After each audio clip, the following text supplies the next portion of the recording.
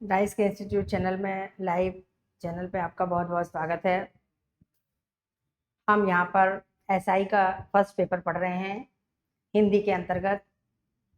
प्रत्यय आज का जो प्रकरण है वो प्रत्यय प्रकरण है और इसके पहले हम संधि और उपसर्ग पढ़ चुके हैं। अब हमारे सामने प्रत्यय प्रकरण है और प्रत्यय के बारे में आज हम समझेंगे।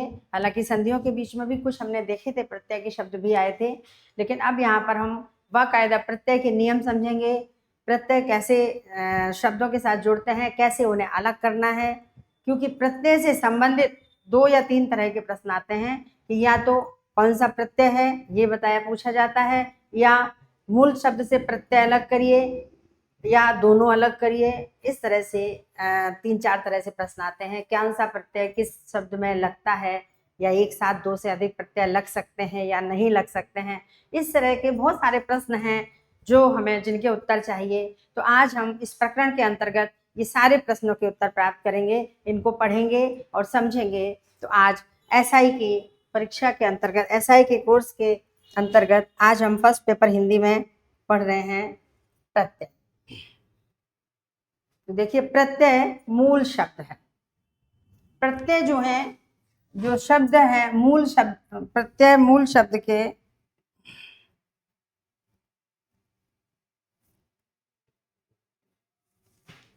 मूल शब्द के बाद में लगते हैं। यानी जैसे कि हमने लिखा बाल, है ना, और इसके बाद में लग गया तो प्रत्यय हमेशा बाल बाद में ही लगते हैं। झगड़ालू, है ना, लुटेरा, ऐसे बहुत सारे शब्द हैं, हम लिख सकते हैं। सामाजिक,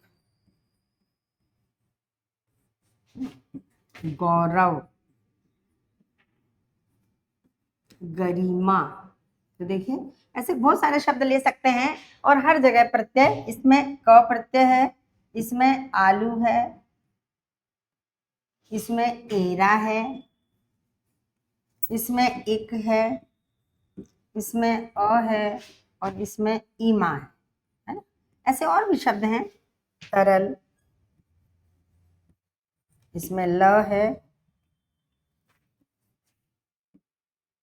रंगीला, इसमें ईला है, ला नहीं है, इसमें ईला है ना।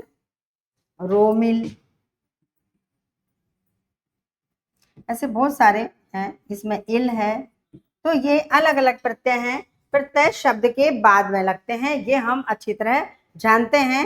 पर हमें इनको कैसे निकालना है, कैसे समझना है। कुछ प्रत्यय ऐसे होते हैं जो केवल व्यंजन के होते हैं और कुछ जो होते हैं वो स्वर से शुरू होते हैं। तो सब हर शब्द की प्रक्रिया अलग अलग है, अलग अलग नियम है, इन्हें हमको समझना है। तो देखिए, सबसे पहले इसके लिए हमें 3 तरह की अवधारणाएं समझनी पड़ेगी। पहली अवधारणा में वे प्रत्यय हैं, वे प्रत्यय जो स्वर से प्रारंभ होते हैं।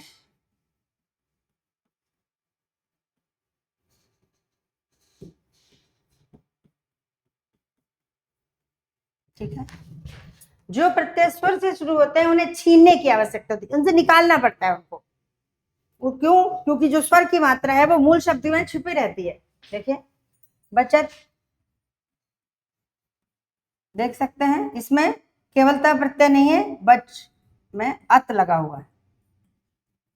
मालिन, इन प्रत्यय देखो दिख रहा है, इन, ये है मात्रा से। क्योंकि यहां पर हम ये देखें, जो भी स्वर से, यहां पर एक चीज और नोट कर लें, स्वर से शुरू होने वाले प्रत्यय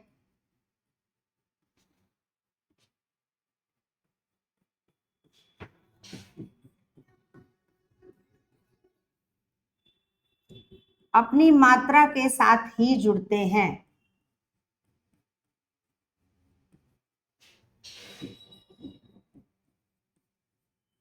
मात्रा के साथ ही मूल शब्द में जुड़ते हैं। ठीक है,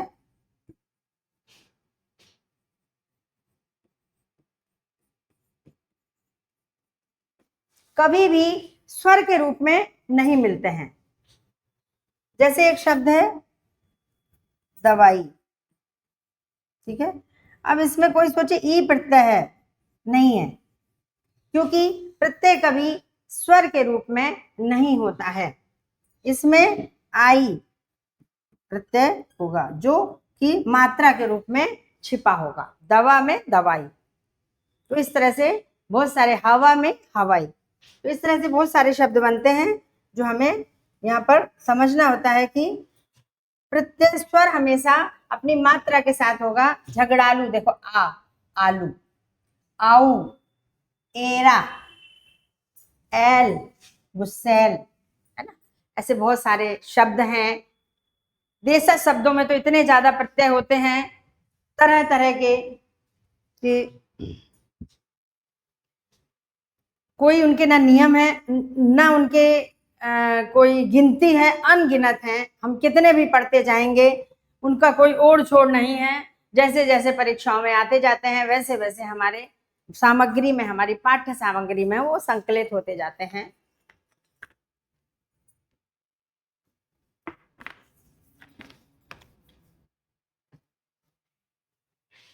तो देखिए पहली अवधारणा, जो प्रत्यय स्वर से शुरू होते हैं उन्हें ऐसे पकड़ के निकालना पड़ता है, उन्हें किसी भी तरह से तोड़ मरोड़ने की या काटने की जरूरत नहीं पड़ती है।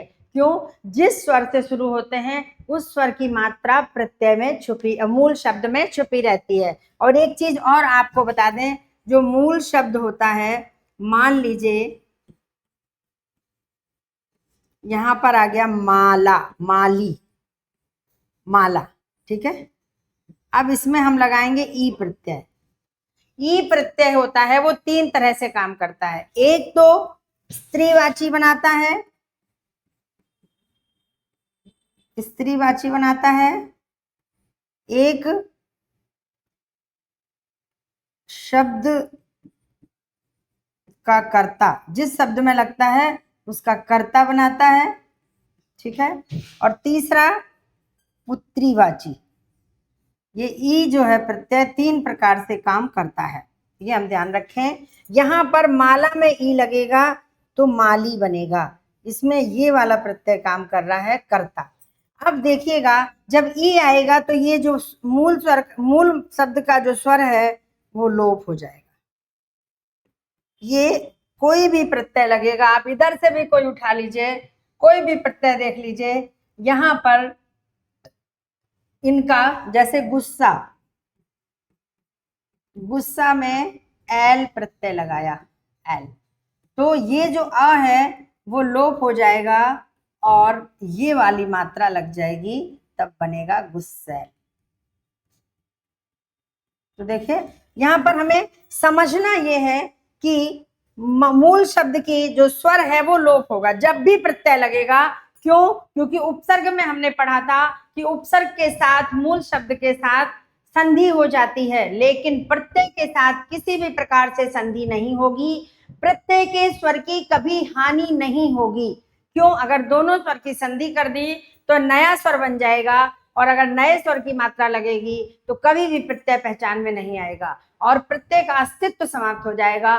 इसलिए प्रत्यय के स्वर के साथ कभी संधि नहीं होगी, पहली शर्त ये है।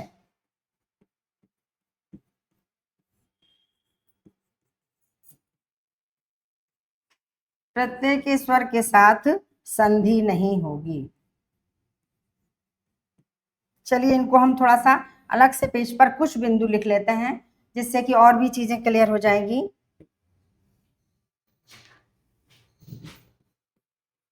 अभी हम पहली अवधारणा पर ही हैं। प्रत्यय के कुछ नियम लिखते हैं ऐसे जो कि हमें याद रखने हैं, जो हर जगह कॉपी किताबों में या कहीं नोट्स में नहीं मिलते हैं। नंबर 1, प्रत्यय अव्यय होते हैं, ठीक है। इनमें किसी भी प्रकार से परिवर्तन नहीं होता।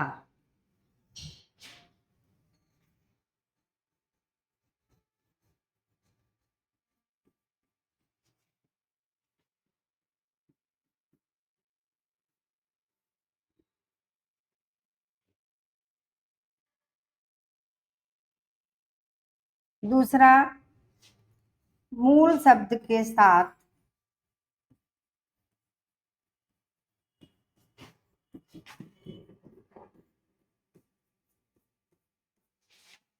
प्रत्यय की संधि नहीं होगी।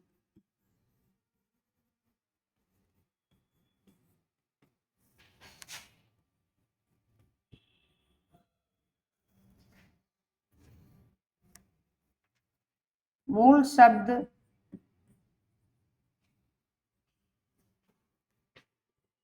के अंतिम स्वर का लोप होगा।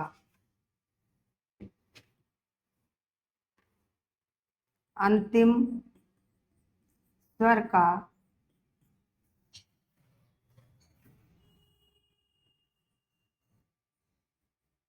लोप होगा।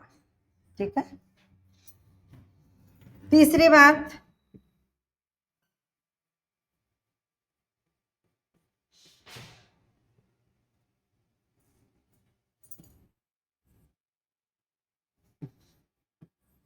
यदि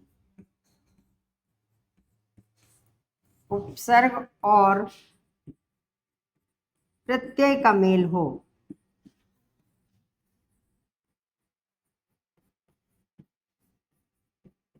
तो संधि हो सकती है। हो सकती है, ऐसा नहीं है कि कंपलसरी होगी ही। अगर संधि का कोई नियम आ गया तो संधि हो सकती है। किस स्थिति में? केवल प्रत्यय उपसर्ग की स्थिति में, जैसे प्रति और इक।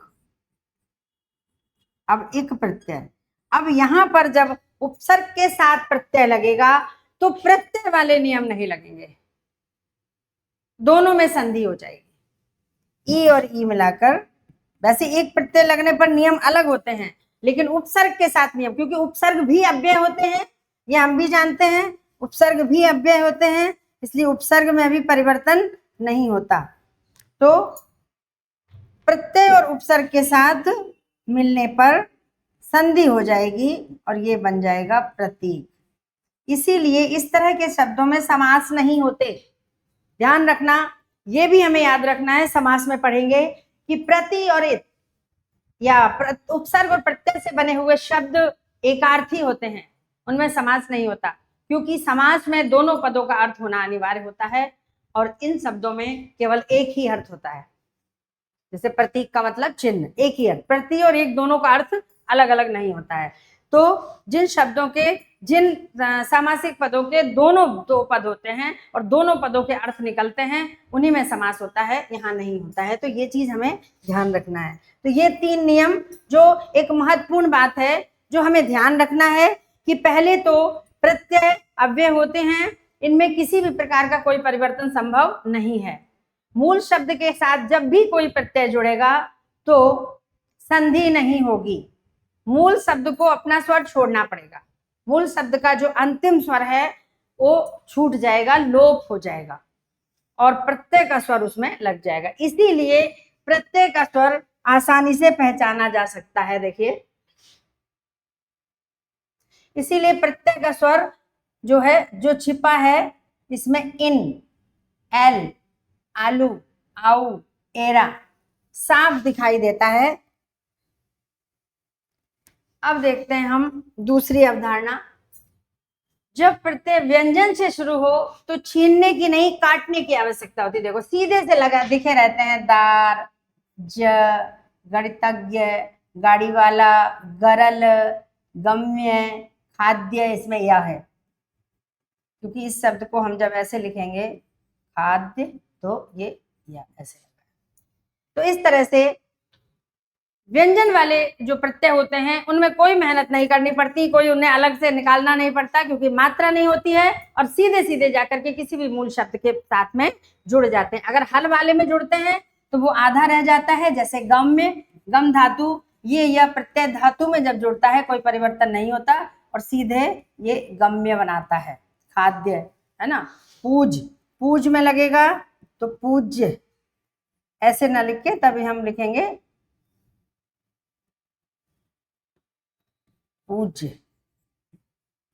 इसीलिए पूज्य होता है, जब शब्द शुद्धि में आता है पूज्य होता है या पूजनीय। या तो पूज में अनीय प्रत्यय लगेगा, ठीक है, अनीय, तो बनेगा पूजनीय।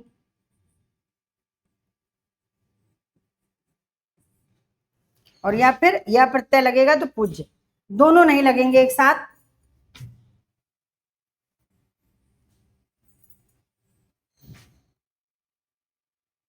तो देखिए जो व्यंजन वाले हैं उनमें ज्यादा कठिनाई नहीं है, उनको समझने के लिए हमें सिर्फ इतना देखना है कि जो शब्द में जुड़े हुए हैं वो अलग दिख रहे हैं, वहां से अलग कर लेंगे।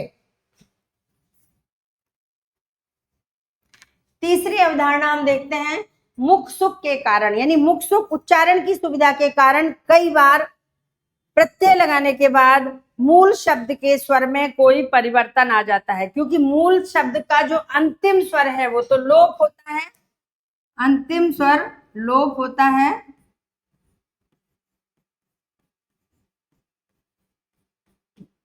और जो पहला स्वर है वो परिवर्तित होता है। हर जगह नहीं होता है, कहीं कहीं कुछ एक प्रत्यय लगाने में होता है।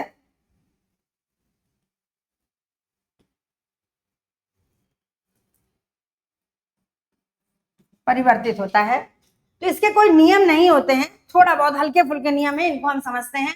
जैसे अगर दीर्घ स्वर है तो ह्रस्व हो जाता है, खाट में ईया लगाया तो देखिए इसका जो अ है वो तो लोप होगा और ई की मात्रा लग जाएगी खटिया, ये दीर्घ से ह्रस्व हो गया। लूट लुटेरा, बड़ा ऊ से छोटा ऊ हो गया। बूढ़ा बुढ़ापा, छोटा ऊ हो गया। पान से पन हो गया, पानवाड़ी पनवाड़ी। सींच से सिंचाई, पीठ से पिटाई, बाग से बगिया, चूहा से चूहिया। तो जो दीर्घ स्वर हैं, चाहे वो आ हो, चाहे ई हो, चाहे ऊ हो, दीर्घ स्वर ह्रस्व हो जाते हैं ये कुछ प्रत्यय जब लगते हैं। तो इनका कोई ऐसा नियम नहीं है कि निश्चित है कि यही प्रत्यय लगने पर होते हैं। ये सिर्फ जो जैसे खाट और या, खाटिया, खाटिया बोलने में कठिनाई हुई तो खटिया कर दिया। बूढ़ा बूढ़ा बुढ़िया, बुढ़िया बूढ़िया बोलने में कठिनाई हुई तो हमने मुख सुख के लिए बुढ़िया बोल दिया। तो ऐसे शब्द, इनके कोई नियम नहीं है, पर हाँ जब हम देखते हैं शब्दों को तो थोड़े बहुत नियम हमें दिखाई देते हैं, जिनको थोड़ा सा लिख लिया है कि कैसे। अब देखिए दूसरा है ए से ई और ई से ये आपस में परिवर्तित हो, जरूरी नहीं है कि ए से ई बन रहा है तो ए से ई ही बने, ई से ये भी बन जाता है। तो देखिए बेटी, ए से ई बिटिया, बेटा बिटवा, खेल खिलाड़ी, मेल मिलाप। तो इस तरह से ए से ई और ई से ए भी बन जाते हैं। कुछ शब्द हैं ये बोलचाल की भाषा के शब्द हैं, तो बोलचाल की वजह से इनमें परिवर्तन भी आए हैं। चोटी में चुटिया, ओ से ऊ बन गया, देखो यहाँ ओ से ऊ, ओ से ऊ बन गया। ऊ से ये देखो ये ऊ है ना, पहले ही में होगा, ध्यान रखना। अंतिम स्वर तो लोप ही होना है, देखिए यहाँ का ई लोप हो गया और ये वाली ई आ गई, तभी तो बड़ी नहीं है, तभी बड़ी नहीं है, क्योंकि पहले वाली, हाँ मूल स्वर के पहले स्वर में परिवर्तन हो रहा है। ऊ से आ हो जाएगा, ऊ, गु से गरिमा हो गया, गुरु से गरिष्ठ हो गया। और एक आध शब्द ऐसे हैं जो ई से आशील और इन प्रत्यय लगेगा, इन प्रत्यय लगेगा तो ये बनेगा शालीन, ई से सीधे आ हो गया। ऐसे बहुत कम शब्द हैं, पर हैं, मिल जाते हैं ढूंढने से इक्का दुक्का, और परीक्षक ऐसे ही शब्दों को ढूंढ कर लाता है जिनमें थोड़ी सी ये कठिनाइयां आती हैं। कुछ प्रत्यय ऐसे भी हैं जिन्हें लगाने पर मूल शब्द में परिवर्तन होते हैं। अब ये तो हमने अभी तक वो पढ़ लिए जिनमें या तो कोई परिवर्तन होता नहीं या होता है तो मामूली।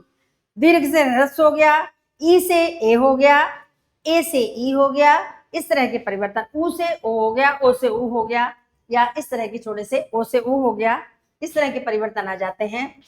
लेकिन अब जो यहाँ पर जो नियम आया है, ये जो है नियम अलग है बिल्कुल। यहाँ पर वो वाले प्रत्यय हैं जिनको लगाने से पूरे शब्द में ही परिवर्तन हो जाता है। जैसे यहाँ पर सिर्फ एक उदाहरण हम देंगे, इतिहास, और इसमें जब हम एक प्रत्यय लगाएंगे तो बन जाएगा ऐतिहासिक।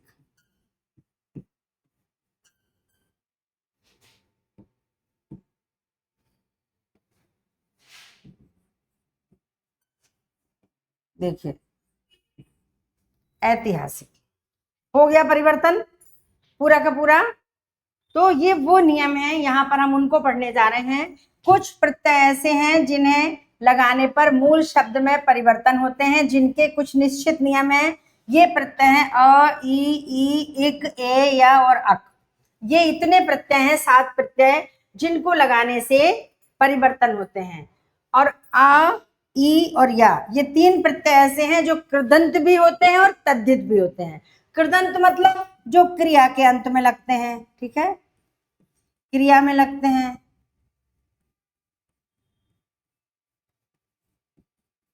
ये हो गए कृदंत। बहुत गहराई से हमें यहाँ ऐसे प्रश्न नहीं आते हैं। बिल्कुल हमारी जो एसआई की परीक्षा है, ये कोई संस्कृत विषय की परीक्षा नहीं है या शिक्षक ग्रेड की परीक्षा नहीं है कि यहाँ कृदंत पूछे, तद्धित पूछे, कौन सा कृदंत है, भाववाचक है, क्रियावाचक है, संज्ञावाचक है, ऐसा कुछ नहीं है। यहाँ पर से प्रत्यय पूछे, हाँ ज्यादा से ज्यादा पूछ लेंगे कि इनमें से कौन सा कृदंत है या कौन सा तद्धित है। बस इनकी गहराइयों तक हमें जाने की आवश्यकता नहीं है। हमें सिर्फ देखना है कि कौन से प्रत्यय लगाने से किस प्रकार का परिवर्तन आता है, बस वहां पकड़ना है और परिवर्तन से अपना प्रत्यय अलग करना है। अब जो तद्धित प्रत्यय होता है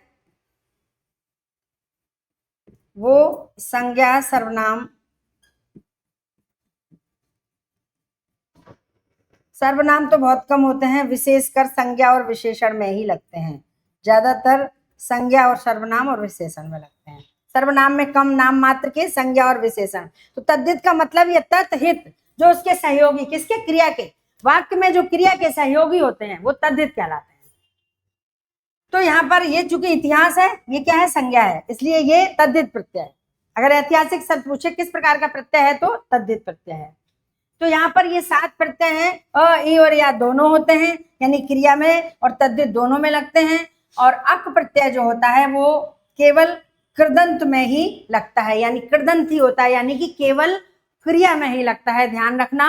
और जिस क्रिया में लगता है उस क्रिया का कर्ता बनाता है। जैसे पठ में लग जाएगा, चूंकि पठ में पहले तो अ लगेगा, बनेगा पाठ, ये पहले ही बन जाता है। उसके बाद फिर पाठ में लगेगा अक, बनेगा पाठक। सीधे सीधे कोई परिवर्तन भी नहीं होता है। और पढ़ने वाला, तो जिस क्रिया में लगता है उस क्रिया का कर्ता होता है। वहीं अक प्रत्यय होता है। जहां क्रिया का कर्ता नहीं होगा वहां अक प्रत्यय नहीं होगा।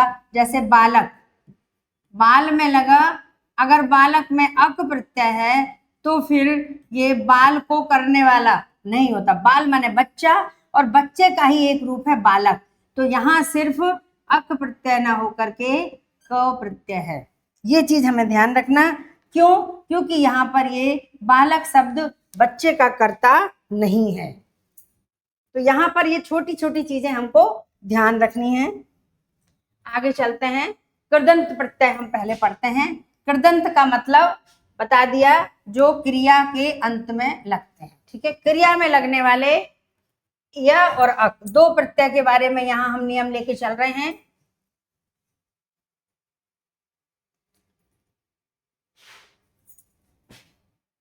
गम्य, एक सेकंड,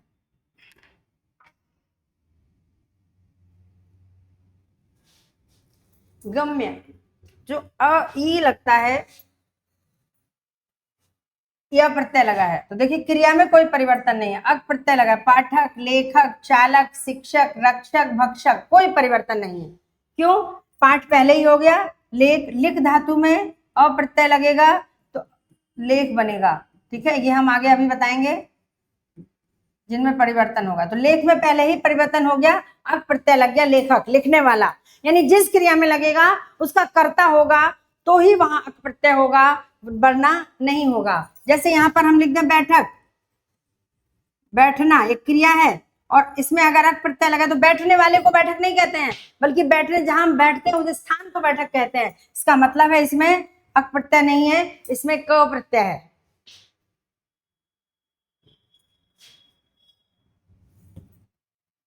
देखिए यहाँ पर ये जो शब्द हैं, जो रक्षक, लिखने वाला लेखक, चलाने वाला चालक, शिक्षा देने वाला शिक्षक, रक्षा करने वाला रक्षक, भक्षण करने वाला भक्षक, तो ये कर्ता का बोध करा रहे हैं, यानी जो क्रियाएं, जिन क्रियाओं में अक प्रत्यय लगने पर उस क्रिया के कर्ता का बोध कराते हैं वहां पर अक प्रत्यय होता है, वरना तो अंत में वो होने वाला क प्रत्यय ही होता है। जैसे पैतृक, इसमें भी क प्रत्यय है, अक प्रत्यय नहीं है, क्योंकि इसमें त में री मात्रा लगी है, अक हो ही नहीं सकता।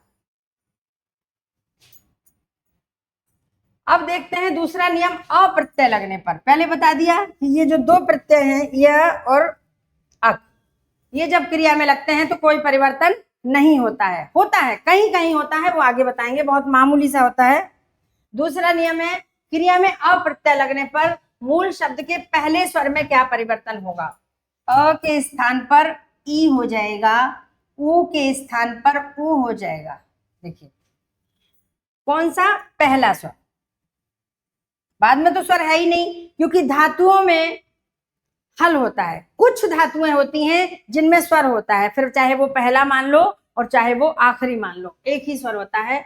तो देखिए खेल अप्रत्यय, अब चूंकि ए है, देखो अ के स्थान पर अ, ई के स्थान पर ए, उ के स्थान पर ओ होगा। अब अगर ओ है तो ओ ही रहेगा, ए है तो ए ही रहेगा, ये ध्यान रखें। खेल है तो खेल ही रहेगा, ई है ए बन गया, अ है आ बन गया, अ है आ बन गया, ई है ए बन गया, अ है आ बन गया। तो इस तरह से अप्रत्यय लग जाएगा। तो अप्रत्यय कहाँ दिखता है, जहां पर एक तो शब्द है खेल, यहां पर देखिए हम इसको फिर से लिखते हैं खेल, यहाँ अ दिख रहा है, जहां पर हल नहीं दिख रहा है वहां पर अ है, और ये चूंकि ए है ऑलरेडी, ए यहां पर या तो ए मिलेगा और या फिर आ मिलेगा या फिर ओ मिलेगा, ठीक है। जैसे यहां पर हम लिख दें भू,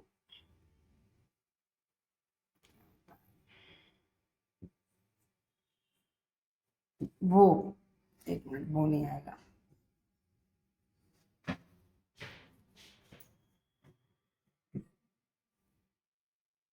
जैसे है आपकी क्री धातु, ठीक है।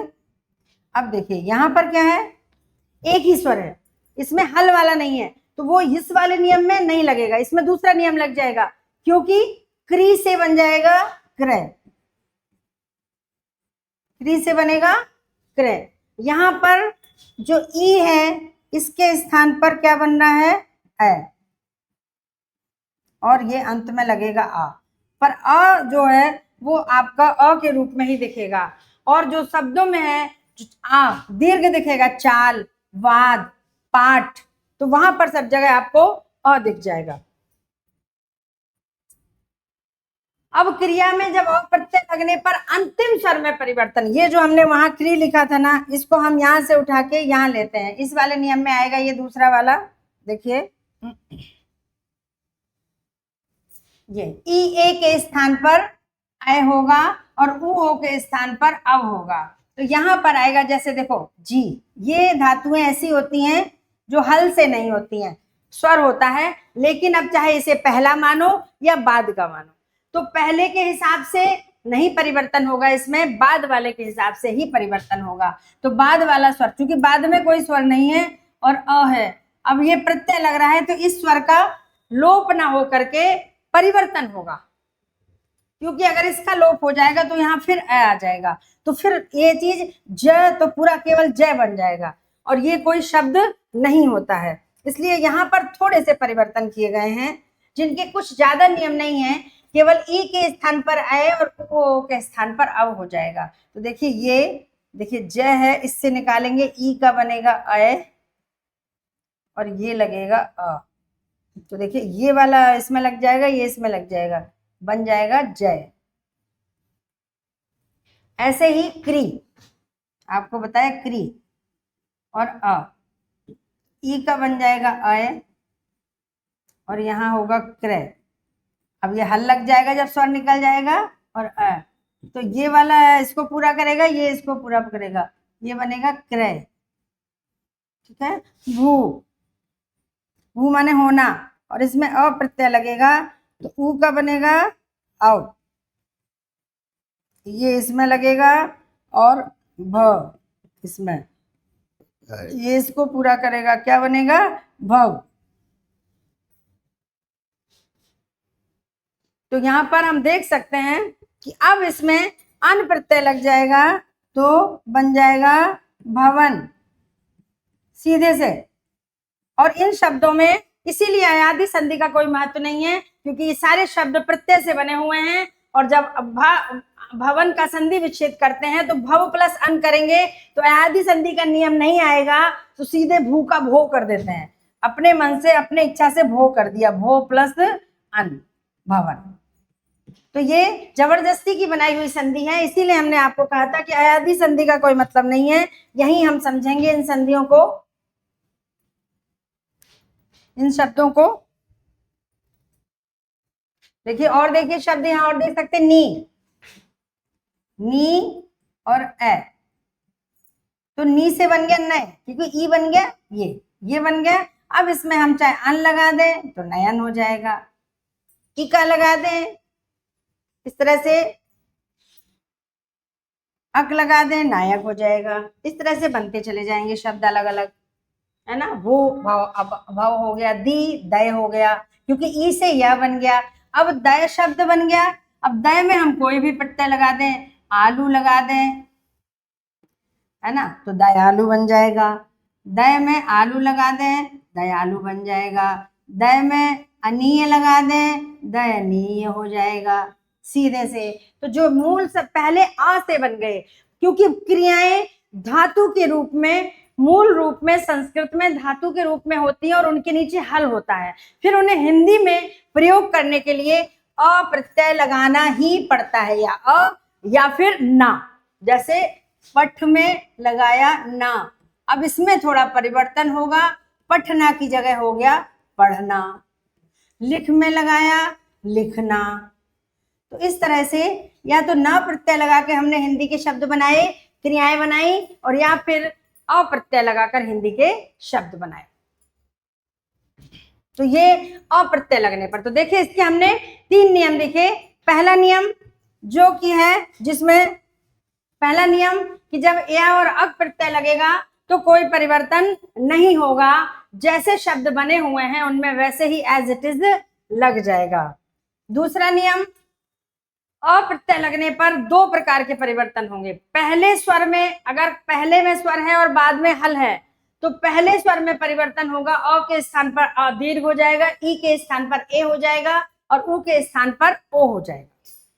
और अगर आ है तो आ ही रहेगा, ए है तो ये ही रहेगा, ओ है तो ओ ही रहेगा। ठीक है, इस तरह से ये परिवर्तन होंगे। और तीसरे नियम में आकर के हमने समझा कि जब अप्रत्यय अगर ऐसी क्रिया में लगे जो धातु नहीं है, जो हिंदी की क्रिया है और जो जिसमें स्वर की मात्रा लगी हुई है, तो उसमें परिवर्तन इस प्रकार से होगा, ई और ए के स्थान पर ए हो जाएगा, उ और ओ के स्थान पर अव हो जाएगा, और इसके अलावा अगर कोई स्वर है तो वो लोप हो जाएगा, बस। अब देखते हैं नियम नंबर 4, अक प्रत्यय लगने पर। अभी दिखाया था हमने पहले में कि अक प्रत्यय लगने पर कोई परिवर्तन नहीं होगा। पहले शब्द के, मूल शब्द के या क्रिया के पहले स्वर में कोई परिवर्तन नहीं होगा, लेकिन बाद वाले स्वर में परिवर्तन होगा, वो भी कहीं कहीं, हर जगह नहीं, कुछ क्रियाओं में होगा। तो देखिए, वो क्रियाएं जिन क्रियाओं का कर्ता बन सकता है, सिर्फ उतनी क्रियाओं में क्रिया का कर्ता बनाने के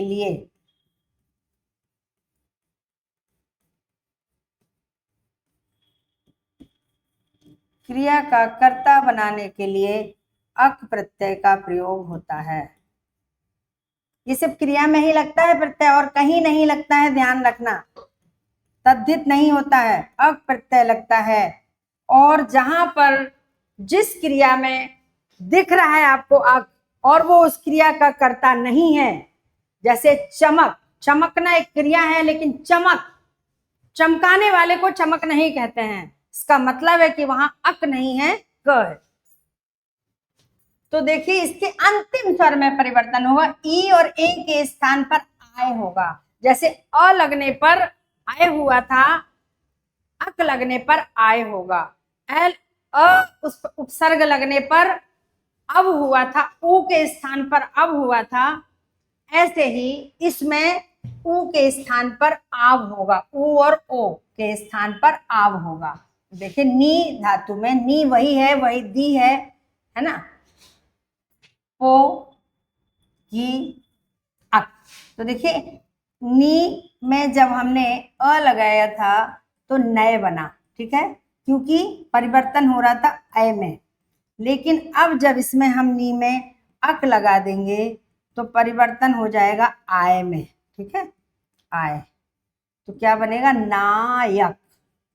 अब नायक को भी नी माने होता है लेना, ले जाना, ठीक है, ले जाना। ये धातु है, क्रिया है, नी माने ले जाना, तो नायक माने ले जाने वाला। किसी भी टीम को, किसी भी स्थिति को ऊपर की ओर ले जाने वाला, उन्नति की ओर ले जाने वाला, आगे की ओर ले जाने वाला नायक कहलाता है, हीरो, इसलिए ये नायक है। घी गायक, गाने वाला। तो देखिए यहां भी आय हो गया, ठीक है। यहाँ पो पक, पावक, पो माने होता है लो या प्रकाश, हल्का सा प्रकाश की किरण जिसको कह सकते हैं, पो कहते हैं ना, पो फूटना, ये उसको पो को तद्भव करके पो कर दिया, हल्का सा प्रकाश आना, प्रातः काल पो फूट गया, तो उससे बना है पावक। यानी कि प्रकाश को देने वाला कौन है, पावक, अग्नि। अग्नि सबसे ज्यादा प्रकाश देती है, तो इसलिए इसमें इसका जो परिवर्तन हुआ वो आओ में हो गया, तो बन गया पावक।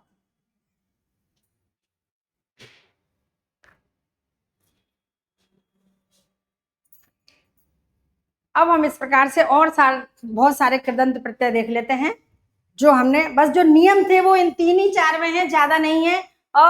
यह प्रत्यय लगेगा क्रिया में कोई परिवर्तन नहीं होगा, अक प्रत्यय लगेगा क्रिया में कोई परिवर्तन नहीं होगा, केवल कुछ में अंतिम स्वर वाले ऐसी क्रियाएं जिनके अंत में स्वर होता है, अगर धातु वाली में लगेगा वहां परिवर्तन नहीं होगा।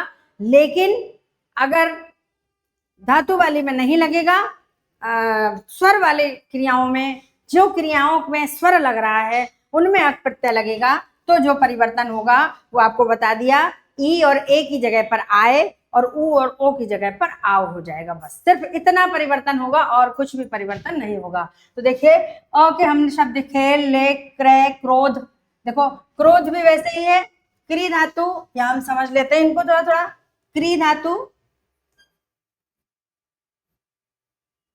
क्रुद्ध, सॉरी ये है क्रुद्ध, क्रुद्ध में अ प्रत्यय लगा है, तो देखिए ऊ का ओ, आ प्रत्यय लगने पर नियम बताया था, ऊ का ओ हो जाएगा पहले स्वर में, तो ये इसीलिए ये ऊ हो गया और बन गया क्रोध, ठीक है। बाकी तो सीधे से ही दिख रहा है, ऐसे शुभ है, शुभ, इसमें अ प्रत्यय लग गया तो ये बन गया शोभ, ऊ का ओ, ई का ए और ऊ का ओ, ये परिवर्तन है। लिख का ए हो गया, ठीक है, और इस तरह से परिवर्तन होगा। अब अक में देखिए वही पाठक, नायक, लेखक, चालक, इनमें कोई परिवर्तन नहीं है, और परिवर्तन सिर्फ है तो जैसे ये नायक में परिवर्तन है, यहां पर हम गायक लिख दें तो गायक, सिर्फ उन धातुओं में या क्रियाओं में, यहां पर लिख देते हैं सिर्फ स्वर से समाप्त होने वाली क्रियाओं में,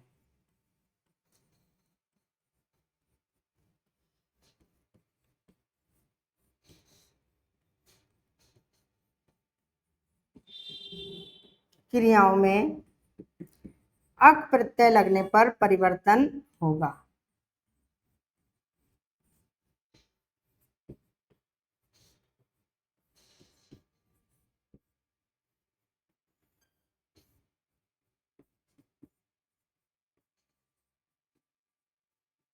देखिए हमने यहाँ कितनी बातें ध्यान रखी।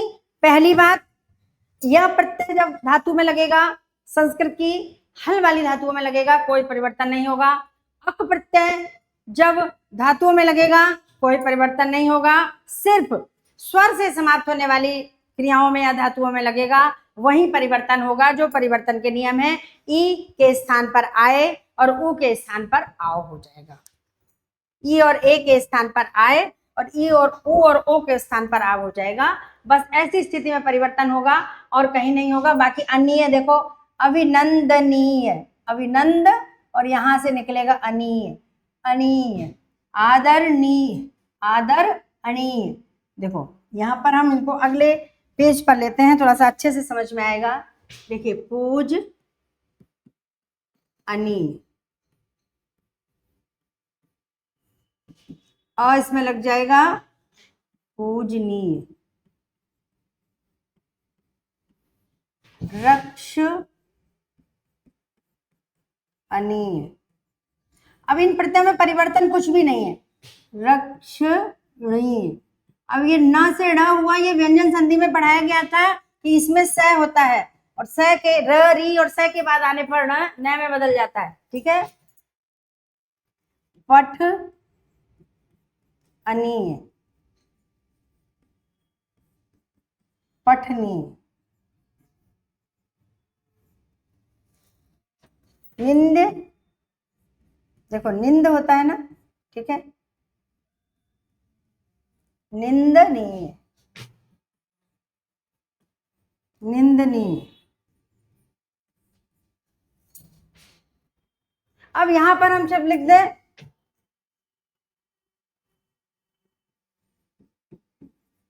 भारतीय। अब इसमें कौन सा प्रत्यय है, ई, है ना। तो यहां से ये अलग हो जाएंगे। इन शब्दों को हमें ध्यान से देखना है, पूजनीय, पठनीय, आदर में आदरणीय, रमणीय, इस तरह के सीधे से लग जाए। कृति, बलि, सुचि, रुच, तुद, त्रुट, जाति, जाति में ई। तो इस तरह के, जात माने जन्म लेना, ई जन्म के अनुसार जो परिवर्तन हुआ वो जाति। बोली में बड़ी, बड़ी की मात्रा लग गई, हंसी, थपकी, धमकी। ये देखो ई क्रिया में लगी है, ई क्रिया में लगती है तो क्रिया की भाववाचक संज्ञा बनाती है। बोलना से बोली, हंसना से हंसी, थपकना से थपकी, धमकना से धमकी, ठीक है। और यही ई हमने आपको अभी पहले भी बताया था, यही ई जब कृदंत तद्धित बनती है, जब संज्ञा और विशेषण में लगती है तो 3 प्रकार की काम करती है, वो अभी आगे बताएंगे हम आपको। इत, कथित, चिंतित, निंदित, शिक्षित, विदित। देखो स्पष्ट दिख रहा है, इन सब में कोई परिवर्तन नहीं है। कमीरा, लुटेरा, बसेरा, एरा प्रत्यय दोनों में लगता है। एरा तद्धित भी होता है, ठीक है, तद्धित भी होता है, लेकिन वहां क्रिया में, ये क्रिया में काम करने में कमी, काम करने वाला कमीरा, लूटने वाला लुटेरा, रहने वाला बसेरा। तो तद्धित प्रत्यय जब होगा तब संबंधवाची बनाएगा। जैसे चाचा में चचेरा, मामा में ममेरा, फूफा में फुफेरा, मोसेरा, तो इस तरह के शब्द बनेंगे उसमें जाके। तो ये दोनों में लगता है एरा प्रत्यय। ती, आकृति, कृति, ख्याति, गति, यह गम्य, खाद्य, ये हम बता चुके हैं पहले ही, परिवर्तन नहीं है। तो ये देखिए, ये है तव्य प्रत्यय, मिसप्रिंट हो गया। करी, क्री धातु में लगा है कर्तव्य, क्षंतव्य, गंतव्य, ज्ञातव्य, वक्तव्य। क्योंकि यहां से हम अलग करेंगे तो ये जो है आपके, ये क्री धातु है, ये क्षम है, ये गम है, ये ज्ञात है और ये व है। वक्त, वक्त में तव्य जुड़ गया, वक्तव्य। इस तरह से ये शब्द आपके बने हुए हैं, आप इनको समझ सकते हैं, देख सकते हैं। इनमें कोई परिवर्तन नहीं है क्योंकि क्री से क्रय तो पहले ही बन गया, क्री से कृत बन जाता है। ये हमने पढ़ ही लिया है। आगे देखते हैं, इसका एक प्रत्यय और रह गया है क।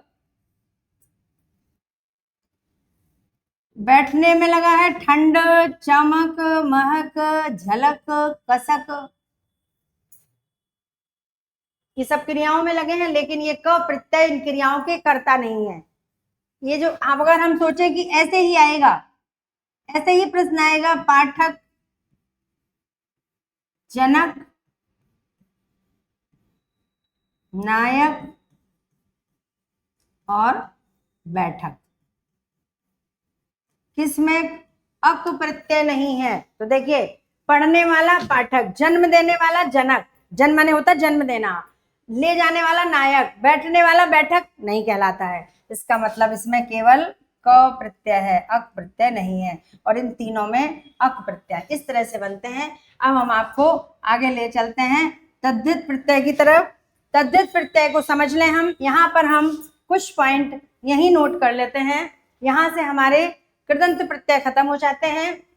तद्धित प्रत्यय में देखते हैं कि सबसे पहले ये संज्ञा सर्वनाम और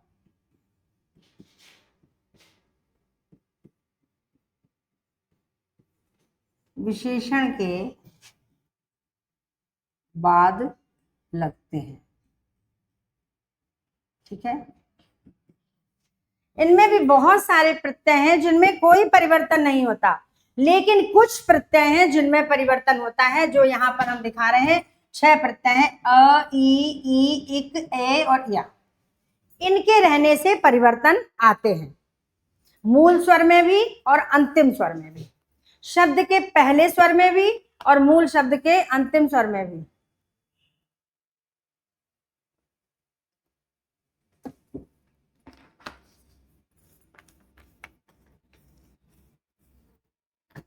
तो देखिए, ये हमें ध्यान से समझना है कि संज्ञा सर्वनाम विशेषण अब ये क्रिया में नहीं लगेंगे।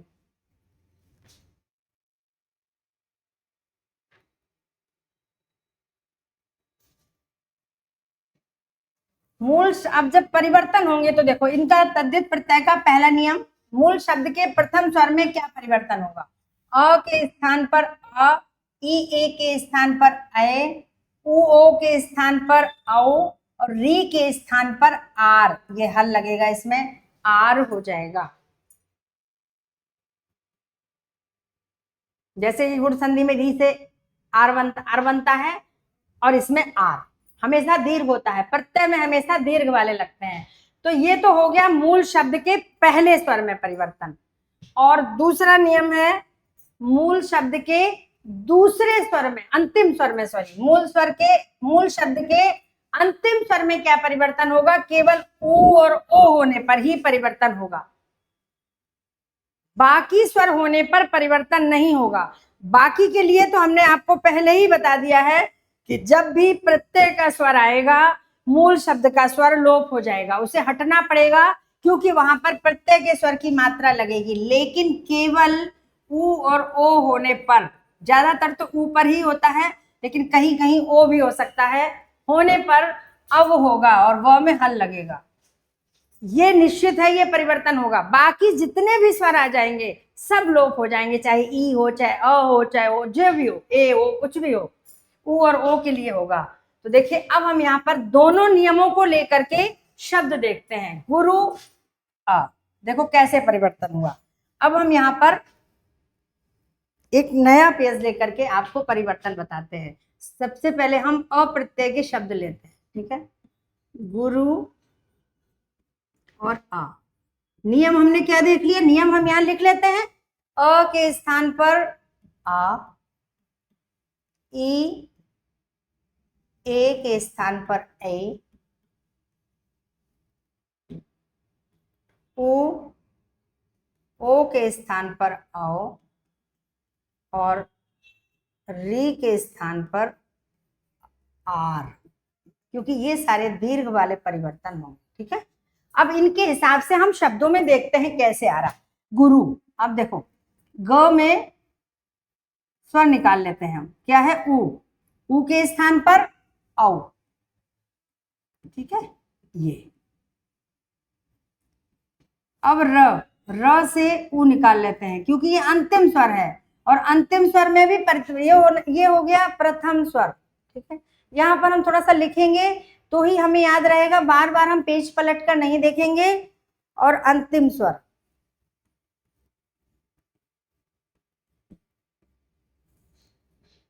ओ के स्थान पर आव। अब यहाँ पर आव नहीं होगा, अब होगा आव। केवल अक जब क्रिया में लगेगा तभी आव होगा, आव और आय, और कहीं नहीं होगा। तो देखिए, अब ये ऊ है ना, तो ऊ के स्थान पर हमको यहाँ क्या बनाना है? ऊ के स्थान पर आव। और यहाँ अंत में लगा है अ प्रत्यय। अब देखिए अब क्या करना है, कितना सिंपल है, अब केवल जोड़ना ही तो है इनको। प्रत्यय बहुत आसान है, एक एक चीज समझ लेंगे तो हमें बिल्कुल क्लियर हो जाएगा। अब ग में औ की मात्रा लगाएंगे गो, र में अ की मात्रा लगेगी र, व में आ की मात्रा लगेगी गौरव। बन गया गुरु से गौरव। दूसरा शब्द देखते हैं मनु, अ। अब ऐसे ही इसको हम विभाजित करें, म में आ लगा है, अ के स्थान पर अ। फिर है न से ऊ निकाल लेंगे, ऊ के स्थान पर अव, और अ हमें लगाना ही है। फिर जोड़ दो, माँ, अ जोड़ा न और अ जोड़ा व, क्या बन गया, मानव। अगला देखते हैं लघु। अब इसके हम ऐसे टुकड़े ना करके सीधे करते हैं। ल में अ है तो दीर्घ कर देंगे, सीधे ला कर देंगे। घ में ऊ का आओ बन जाएगा तो लाघव हो जाएगा। हो गया। मधु, आ, मा, ध, व। हो गया। देखिए आराम से समझ में आ रहा है।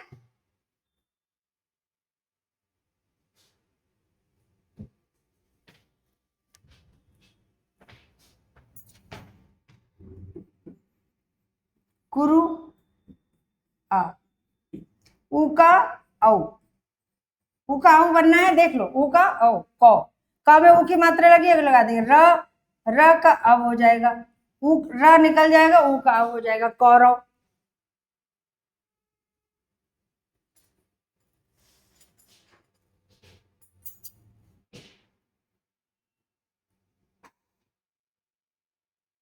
अब देखिए प्रथु, एक मिनट, ये नहीं आएगा, यहां पर लेते हैं हम ऋतु। अब इससे जो शब्द बनेगा बड़ा ही अलग होगा, क्योंकि री है ना, अब ये स्वर है, अभी तो स्वर मूल व्यंजन में लगा था, इसलिए मात्रा लगाते तो मात्रा बदल गई। अब स्वर है तो स्वर बदलेगा सीधे। री के स्थान पर होगा आर, और त, और ऊ के स्थान पर होगा अब। और इसमें जब अ लगा है तो अ इसमें भी लग जाएगा। ये देखिए ये क्या हो जाएगा, अब र और त मिलन नहीं होगा, र ऊपर जाएगा,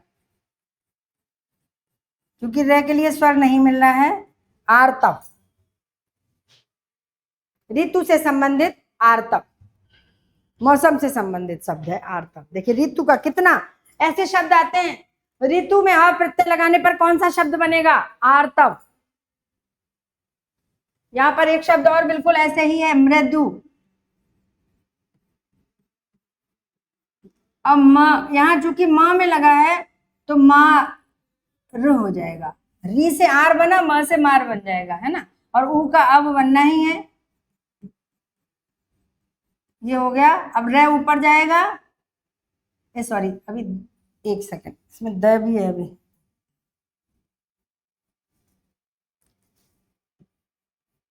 मार और द, और ऊ का बना अब, और इसमें लगेगा ए, तो ये देखिए र ऊपर जाएगा, मारदव। बहुत सारे शब्द हैं। यदु, अ, या दीर्घ हो जाएगा, दैव, यादव। कौरव, यादव। लाघव, राघव।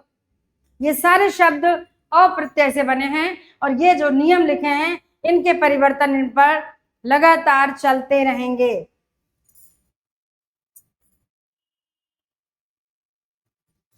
अब हम ई प्रत्यय लेते हैं। ये संतानवाची बनाता है दशरथ, दशरथ में ई लगाया तो देखिए ये बदल जाएगा, और बाद में ऊ का ही परिवर्तन होना है, ध्यान रखना, ऊ और ओ का, इसके अलावा कोई परिवर्तन नहीं होगा। तो ये जो अ है इसका लोप हो जाएगा और ये वाली मात्रा यहाँ आ जाएगी, तो शब्द सीधा सा और पहला वाला जो नियम है वो लागू होगा ही होगा, दाशरथी। और ये जो ई है ये पुत्रवाची है, दशरथ के पुत्र को दाशरथी कहते हैं। ऐसे ही मारुत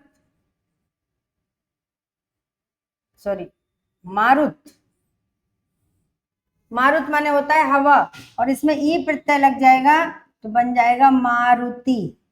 हनुमान जी को कहते हैं मारुति, या तो मारुत नंदन या मारुति। अब चूंकि ऑलरेडी दीर्घ है तो दीर्घ नहीं होगा, जो दीर्घ रहेगा वो दीर्घ ही रहेगा, है ना। सरथ जो रथ का साथी होता है, और इसमें केवल सरथ कहते हैं रथ के साथी को, और जो रथ को चलाने वाला होता है, फिर देखो इसमें ई प्रत्यय लग जाएगा, ये बन जाएगा सारथी। ऐसे ही एक शब्द और है वल्मीक। वल्मीक माने होता है दीमक। तो जो वाल्मीकि जी थे उन्होंने तपस्या करी थी, वो अपने प्रारंभ के समय में डाकू थे और लूट लाट करते थे, मारते थे, लोगों को सताते थे, लूटते थे। लेकिन भगवान की कृपा से, किसी साधु महाराज की कृपा से उन्हें ज्ञान हो गया और उन्होंने तपस्या करना प्रारंभ किया। उन्होंने कहा तुम राम राम का जाप करो, वो राम राम भूल गए और मरा मरा कहने लगे। फिर भी उनको इतना पुण्य मिला, इतने बड़े विद्वान बने। उल्टा उनके लिए कहा गया है कि उल्टा नाम जपा जब जाना, वाल्मीकि भय ब्रह्म समाना। उल्टा नाम जप के मरा मरा के क्रम में भी राम आ गया और वो इतने बड़े ब्रह्म ज्ञानी हुए। तो उनके शरीर में दीमक लग गई थी। जब वो वापस उठे हैं तब उनका नाम वाल्मीकि पड़ा। तो दीमक से जन्म लेने के कारण यहाँ ये व से व दीर्घ हो गया। और देखो बीच वाले में कोई परिवर्तन नहीं होता, पहले स्वर में और अंतिम स्वर में। तो अंतिम स्वर तो यहाँ लोप ही होना है, और केवल पहले स्वर में वाल्मीकि। लोप इसलिए होगा क्योंकि प्रत्यय का स्वर आएगा। ये हो गया वाल्मीकि। अब देखिए हम कुछ ये वाली लेते हैं। ये हमने आपको बताया था 3 तरह से काम करती हैं। पहले तो स्त्रीवाची बनाते हैं, कोई परिवर्तन नहीं होता, ठीक है। स्त्रीवाची बनाते हैं, कोई परिवर्तन नहीं होता। जैसे नाना में नानी, चाची, दादी, गोपी, है ना। इस तरह के बहुत सारे शब्द हैं, वो कोई परिवर्तन नहीं है। दूसरा होता है जो कि कर्तवाची बनाते हैं, कर्तिवाची, कर्ता बनाते हैं, जिसमें लगते हैं उसके कर्ता। यहाँ भी परिवर्तन नहीं होता है। जैसे माला में माली, तेल में तेली, धोबी, ये जो होते हैं ये स्त्रीवाची नहीं है, लेकिन ये कर्मवाची है, कर्तिवाची। कर्म करने वाले कर्ता का नाम बनाते हैं। और तीसरा जो है वो पुत्रवाची नहीं होता है, छोटी पुत्रवाची होता है, और बड़ी होता है पुत्रीवाची। और ये वाला जो लगता है, इसी में ही अब अपना वो नियम लगेगा जो हम नियम आपको बता रहे हैं। ये दोनों नियम से अलग हैं, ठीक है। वही नियम पहले स्वर का अ के स्थान पर अ, ई उ के स्थान पर औ, और ए उ और ओ के स्थान पर औ, और री के स्थान पर आर, ये यहां पर लागू होगा। तो देखिए जनक, जनक में लगा ई, तो देखिए पहले स्वर में परिवर्तन, बाद में ऊ आने पर ही होना है। अगर ऊ नहीं आएगा तो नहीं होगा, ध्यान रखना। जानकी, पर्वत, ये देखिए ई, पार्वती,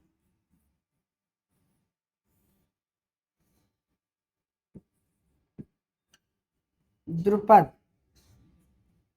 ई मतलब स्त्रीवाची, जिसमें भी लगेगा उसकी पुत्री का बोध कराएगा। अब यहाँ पर ऊ है तो क्या होगा, औ होगा, ऊ का औ। द्रौपदी, इसलिए द्रौपदी में 2 मात्राएं होती हैं, ध्यान रखना। द्रौपदी, गंधार, ये देश के नाम में भी लग जाता है, क्योंकि पहले जमाने में औरतों को या तो उनके पिता के नाम से जाना जाता था या देश के नाम से, ठीक है। गंधार तो ये दीर्घ हो जाएगा, गांधारी।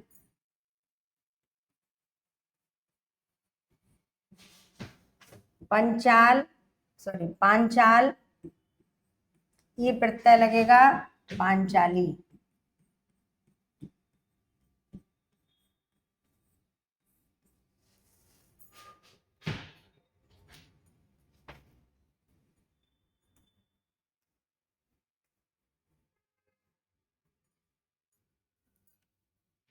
आपको पता होगा पांचाली को कृष्ण भगवान यज्ञसेनी कहते थे, याज्ञसेनी, क्योंकि यज्ञसेन ऋषि ने यज्ञ करवाया था, इसलिए उससे उनकी उत्पत्ति हुई थी, इसलिए उनको ई लगने पर यहाँ पर दीर्घ होगा और यहाँ पर उनको याज्ञसेनी भी कहा जाता था। याज्ञसेनी, याज्ञसेनी, कृष्ण भगवान ने कई जगह याज्ञसेनी नाम से उनको संबोधित किया है। ऐसे बहुत सारे शब्द हैं जो हमारे हिंदी में भरे पड़े हैं। आगे विवरण देखेंगे हम। अन्य दूसरा, अब कौन से, अ हो गया, ई हो गया, ई तीन हो गए। अब हम लेते हैं एक प्रत्यय, जिसमें सबसे ज्यादा परिवर्तन होते हैं।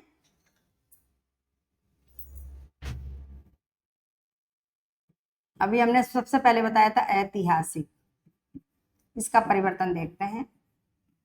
क्योंकि आई है वो ई में चला जाएगा, बीच में कोई परिवर्तन नहीं होगा। इतिहास, इतिहास में कोई परिवर्तन नहीं, और एक प्रत्यय निकल गया, ई की मात्रा से अलग हो।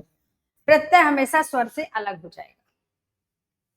आगे देखते हैं भूगोल, ये सब संज्ञा में लग रहे हैं। भूगोल एक, अब देखिए ऊ औ हो जाएगा। नियम एक ही है सारे प्रत्ययों के लिए, और यहाँ का स्वर लोप, ये ध्यान रखना है, बार बार नहीं बताएंगे। बीच के स्वरों में कोई परिवर्तन नहीं। भौगोलिक,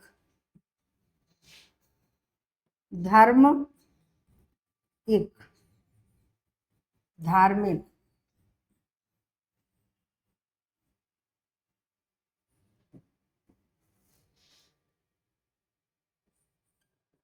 अर्थ एक, आर्थिक,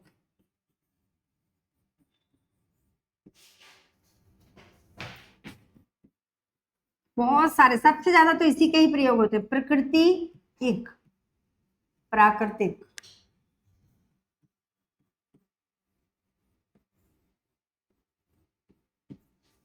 बस पहले वाले में देखिए दीर्घ होता जा रहा है, पहले वाले में परिवर्तन हो जा रहा है, बाद में ऊ आ ही नहीं रहा है।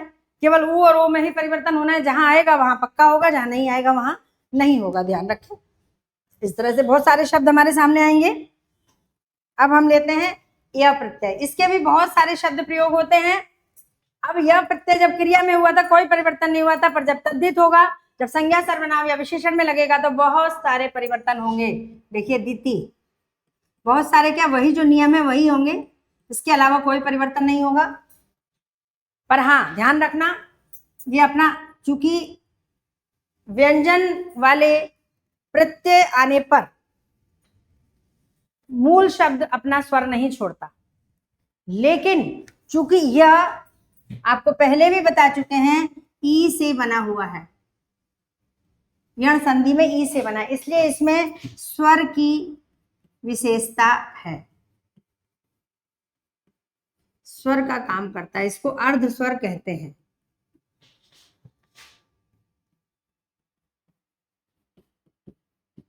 इसलिए जब यह प्रत्यय आएगा तो ये अपना स्वर छोड़ेगा, ध्यान रखना। बाकी किसी व्यंजन वाले प्रत्यय के लिए स्वर नहीं छूटेगा, लेकिन सिर्फ इसके लिए छूटेगा। तो देखिए दिति, दी ई की जगह हो जाएगा आए। अब तक ये नियम अच्छी तरह आ गया, इसलिए अलग अलग निकालने की जरूरत नहीं है। त में ई की जो, इसमें सॉरी अ नहीं है, इसमें तो अब हमारे पास ई की मात्रा है, ये ई की मात्रा जाएगी, तो त आधा बचेगा और य इसमें जुड़ जाएगा, दैत। ऐसे ही अदिति, अब अदिति में अ पहले आ गया, इसलिए अब द में परिवर्तन नहीं होगा। ध्यान रखना, बीच वाले स्वरों में कोई परिवर्तन नहीं, पहले स्वर में परिवर्तन होगा।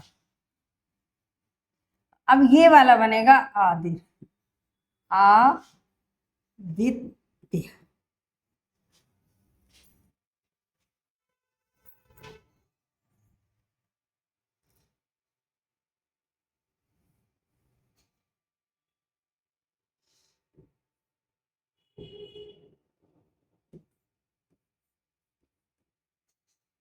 सूर या ऊ से बनेगा औ, शौर, और रे, चूंकि रे का जो स्वर है वो लोप हो जाएगा, और जब रे आधा होगा तो ऊपर चला जाएगा, शौर्य।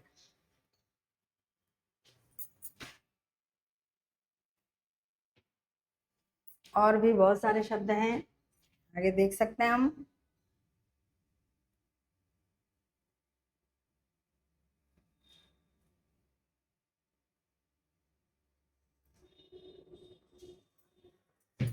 धीर,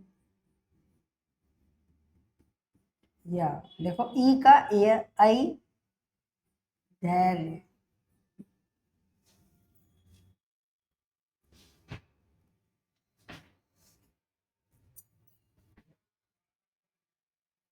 अब इसके बाद एक प्रत्यय और है ए। ये भी संतानवाची पुत्रवाची होता है, पर ये ज्यादातर माता के शब्द, माता के नाम के साथ लगता है, पिता के नाम के साथ नहीं लगता है। जैसे सुमित्रा और ए, देखिए ऊ से औ सौमित्रे, सौमित्र भी होता है, कहीं कहीं आ लगा के सौमित्र भी बना देते हैं। जैसे राधा,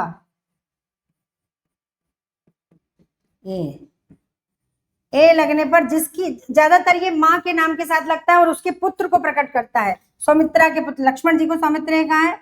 राधे, कर्ण को राधे कहा है क्योंकि उसकी माँ जो थी राधा जिसने पाला था। कुंती, ए, ऊ से औ कौनते, रंग में लग जाएगा ए, रांगे। गंगा, गंगा पुत्र भीष्म को कहते हैं गांगे, क्योंकि गंगा के पुत्र थे इसलिए गांगे। इस तरह के बहुत सारे शब्द पुत्रवाची, और उससे जन्म लेने वाला वो पुत्रवाची ही कहलाता है। जैसे अग्नि में लगता है तो आग्नेय बनता है, देखिए अग्नि, ये इसको हम ध्यान से समझें थोड़ा सा। देखिए अग्नि और ए, अब ध्यान रखें ये जो मात्रा है वो न की है, ग की नहीं है, ग आधा है, और ये दीर्घ हो जाएगा, ग आधा है, आधा ही रहेगा, और न का स्वर हट करके ए की मात्रा लग जाएगी, आग्नेय बनेगा। ऐसे ही भगनी में लगता है भागने, भागने, भांजे को कहते हैं भागने, क्योंकि भगिनी माने बहन होता है। इस तरह से ये ढेर सारे आपने समझ लिए सारे नियम। तो देखिए अ के शब्द मानव, दानव, गौरव, माधव, यादव, कौरव, राघव, पांडव, देखो पांडु से पांडव है ना। आर्तव बता ही दिया, भारत, भारत देखो भरत, भरत के नाम में लगेगा अ, तो भारत बन जाएगा, ठीक है। ये पार्थ, पार्थ देखो, पार्थ की प्रक्रिया भी देख लेते हैं एक बार। प्रथा, पृथु राजा का नाम था, उनकी पुत्री पार्थ, उनके पुत्र, क्योंकि एक सॉरी, ये प्रथा जो है उनका नाम था कुंती का। कुंती को प्रथा कहा जाता था क्योंकि वो पृथु की पुत्री थी। और इसमें लगा अ, तो ये देखिए री लगी है ना, तो री हमेशा आर बनता है ना, तो थ में र ऊपर जाएगा और अ इसमें पार्थ बनेगा। ये कृष्ण भगवान ने अर्जुन को पार्थ कहकर पुकारा है। सौर शाक्त, सूर तो ये सौर बन गया। और शक्ति, शक्ति में अ लगा, शाक्त बन गया। देखो कैसे ये दीर्घ हो गया, ई की मात्रा का लोप हो गया, बनेगा शाक्त। ऐसे ही शिव, शिव में लगेगा अ, बनेगा शैव, ई से आई बनता है शैव। विष्णु में लगेगा, देखो बहुत सारे शब्द हैं अभी जो अभी इसमें आई नहीं आए हैं, सारे नहीं ले सकते हैं। आई, वैष्णव, देखो ऊ है ना, तो ऊ से तुरंत अ हो गया, देखो ऊ बदलेगा बाकी सारे लोप होंगे, ये ध्यान रखना है। आइन प्रत्यय लगा है, कोई परिवर्तन नहीं, नाइन, पंडिताइन, ठकुराइन। अब देखो इसमें इन नहीं है, ध्यान रखना। ऐसे शब्द आएगा पूछेंगे इन प्रत्यय, क्योंकि इन प्रत्यय होता तो इन ऐसे लगता, मतलब कि मात्रा के साथ। जैसे ये है मालकिन, इन प्रत्यय हमेशा किसी भी, जैसे मान लें क है तो इसमें लग जाएगा, और इन ऐसे, इन कभी स्वर से नहीं लगेगा। इसमें ई है, दासरथी, सारथी, मारुति देख चुके हैं, इसमें ज्यादा शब्द नहीं है, एक के सारे देख चुके हैं। उद्योग में लगा औद्योगिक। अब देखो इसको एक हम देख लेते हैं, इसका उद्योग देखो, जब स्वर होगा तो स्वर में बदलेगा और मात्रा होगी तो मात्रा, ऊ है ना, तो औद्योगिक हो गया। और द्यो वैसे का वैसा है, और एक लग गया। सारे देख चुके हैं हम। अनुवंशिक में आनुवांशिक, अनुपातिक में अनुपात में आनुपातिक, प्रामाणिक, विवाह में वैवाहिक, शरीर शारीरिक, मनस मानसिक, भूगोल भौगोलिक, सारा देख चुके हैं। इन प्रत्यय में कोई परिवर्तन नहीं है। स्त्रीवाची प्रत्यय है ये, मालिक स्त्रीवाची है, माली में मालिन, नाग नागिन, पड़ोसन मालकिन। इमा, गरिमा, लघिमा, लालिमा, कालिमा, ये सारे जो हैं भाववाचक संज्ञा बनाते हैं। गरिमा, लघिमा, लालिमा, कालिमा, हरितिमा, अणिमा। ठीक है। इत प्रत्यय फलित व्यतीत। अब देखिए प्रामाणिक, प्रमाण में इक प्रत्यय लगा तो परिवर्तन हुआ, लेकिन अगर इत प्रत्यय लगेगा तो परिवर्तन नहीं होगा, प्रमाणित ही होता है, प्रामाणित नहीं होता, केवल एक प्रत्यय में ही परिवर्तन होगा। तो इस तरह से देखिए ये वाले हम देख ही चुके हैं परिवर्तन। मैथिली देखो, मिथिला में लगा मैथिली, विदेह, जनक का नाम विदेह था, जनक को विदेह कहते थे, तो विदेह में ई प्रत्यय लग गया, वैदेही, देखो ई का आई और वैदेही। ऐसे ही मिथिला, बहुत सारे नाम आते हैं, मिथिला, ई का आई हो जाएगा मैथिली, मैथिली, इस तरह से बन गया। अब ये वाला जो ई बता चुके, किशोरी, गोपी, देवी, पुत्री, नानी, चाची, दादी, इनमें कोई परिवर्तन नहीं है। ई लगा है, नगरीय, जातीय, ये सब कोई परिवर्तन नहीं है। ए में परिवर्तन हम बता चुके, रांगे, पाथे, पथ में लगेगा पाथे, कुंती में लगेगा कौनते, कार्तिक में कार्तिकेय, अग्नि में एक कार्तिक, कार्तिकी का देख लीजिए, ये कृतिका में लगा है, ध्यान रखना, क्योंकि जो शिव जी के पुत्र थे कार्तिकेय, उनको कृतिकाओं ने पाला था, इसलिए उनको कार्तिकेय कहते हैं, वो पार्वती के पुत्र नहीं है। तो देखिए री है ना, री आर बनेगा तो ये हो गया कार, ठीक के। तो ये जो र है वो कहाँ जाएगा, ती के ऊपर, और ये अ निकल के और ये वाली मात्रा लग जाएगी, कार्तिकेय। इस तरह से कार्तिकेय बना, कृतिका, कार्तिकेय।